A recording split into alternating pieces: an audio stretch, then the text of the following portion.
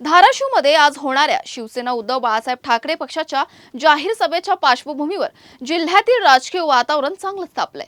पक्षप्रमुख उद्धव ठाकरे यांच्या भाषणाकडे संपूर्ण जिल्ह्याचं लक्ष लागलं असतानाच खासदार ओमराजे निंबाळकर यांच्या भूमिकेवर ते काय भूमिका मांडतात याची उत्सुकता आहे।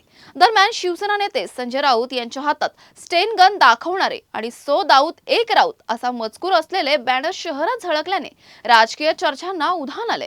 सभेसाठी कडेकोट पोलीस बंदोबस्त ठेवण्यात आला असून काही जुन्या शिवसैनिकांच्या पुनरागमनाच्या चर्चेमुळेही या सभेकडे राज्याचं लक्ष लागलं आहे।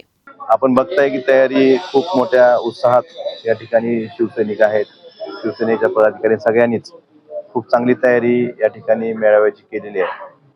पावसाळा असल्यामुळं फक्त हा बंद सभागृहात कार्यक्रम घ्यावा लागतोय, परंतु या ठिकाणी जागा पुरणार नाही हा विश्वास आम्हाला आहे। आणि निश्चितच येत्या काळात उद्धवसाहेब परत धाराशिवकरांना भेटण्यासाठी येतीलच, पण आज त्यांचे काय विचार आहेत हे ऐकण्यासाठी शिवसैनिक धाराशिव जिल्ह्यातला उत्सुक आहे। धाराशिव जिल्ह्यात सर्वसामान्य जनता उत्सुक आहे। आज काय विचार देतात हे ऐकण्यासाठी खूप हजारोच्या संख्येने इथे शिवसैनिक सर्वसामान्य जनता या ठिकाणी उपस्थित आहेत। काही शिवसैनिक शिंदे गटात गेले होते, ते परत येणार असल्याचे संकेत दिले, काय बॅनर लागलेले आहेत। निश्चितच मधल्या काळात काही शिवसैनिक जे शिंदे गटात काय गेले होते, काही भाजपमध्ये गेले होते, अशा शिवसैनिकांचं परत घर वापसी होते आणि काही भाजपमधल्या लोकांचा या ठिकाणी शिवसेनेत प्रवेश होतो।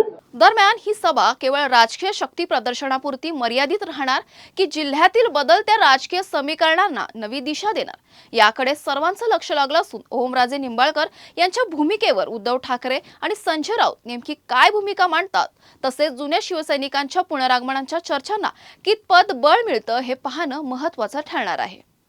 अशाच महत्त्वाच्या बातम्या बघण्यासाठी पाहत राहा आवाज इंडिया मराठी शोध सत्याचा।